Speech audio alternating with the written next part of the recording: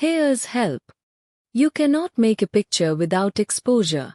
Just as you cannot take a picture with your camera unless you expose the film to whatever you want in your picture, you cannot make a mental picture unless you expose your mind to whatever you want to mentally picture. As you learned in the first part of this book, your thoughts are mental pictures.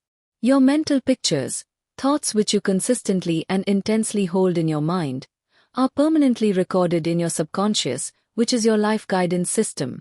And, as explained in the first part of this book, your subconscious actually produces in your real life whatever you consistently and intensely mentally picture. The Bible teaches, as a man thinketh, so is he. Your thoughts are mental pictures.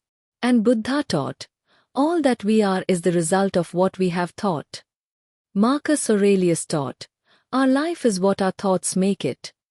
And William James reaffirmed 18 centuries later, belief, confident thought, creates the actual fact. So your mental pictures, consistently and intensely held thoughts, are of great consequence to you, because they will become your life. Your mind is like a camera. Your mind makes mental pictures of whatever is exposed to it. And those mental pictures will subsequently become your life. The lesson is clear and simple. Expose to your mind whatever you want in life. Your mind camera will make a mental picture of whatever is exposed to it. A. Actual objects.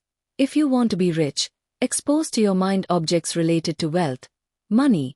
Use the dollar bill bookmark, described in a later chapter.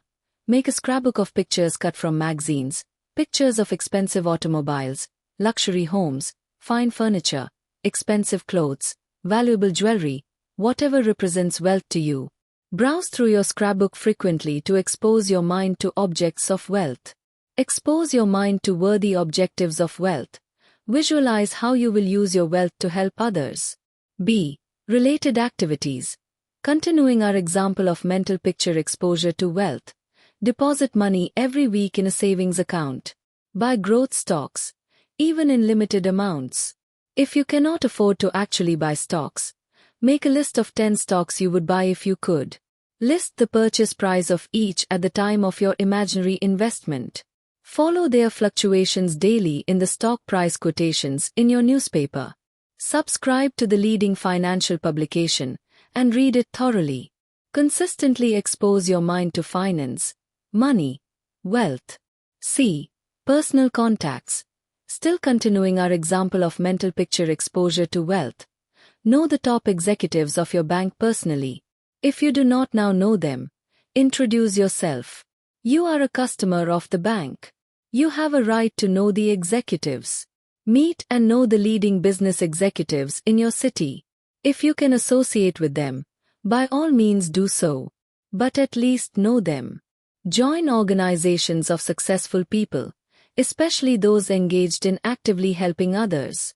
The preceding examples are only a few of hundreds of ways you can consistently make mental picture exposures of wealth, which we used as an example. Of course, you may not be interested in being wealthy. Certainly, there are more worthy life goals, but wealth often is a useful resource in attaining many other goals. Choose your goal. You can attain any goal by using proven success methods. But, whatever your life goal, you must consistently and intensely hold in your mind mental pictures of the kinds of objects, activities and people related to it.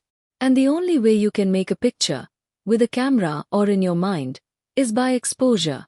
However, camera pictures require only an instant of exposure, but mental pictures require constant exposure. You must constantly project into your subconscious a continuous flow of mental pictures produced by consistent exposure to objects, activities, associates, ideas, thoughts, plans and everything related to what you want as your life goal. Note that your exposure must be consistent with your life goal. You cannot expose your mental camera to activities and thoughts associated with failure, and expect it to produce mental pictures of success to guide your subconscious. You must be deliberately selective in choosing the associates, the activities, the reading, and everything to which you expose your mind, because each and every exposure will be a mental picture, and each mental picture will guide your life to be consistent with the exposure. For as the world-famous psychologist writer-preacher, Dr. Norman Vincent Peale, says, when the mental picture or attitude is strongly enough held, it actually seems to control conditions and circumstances. You'd better believe it.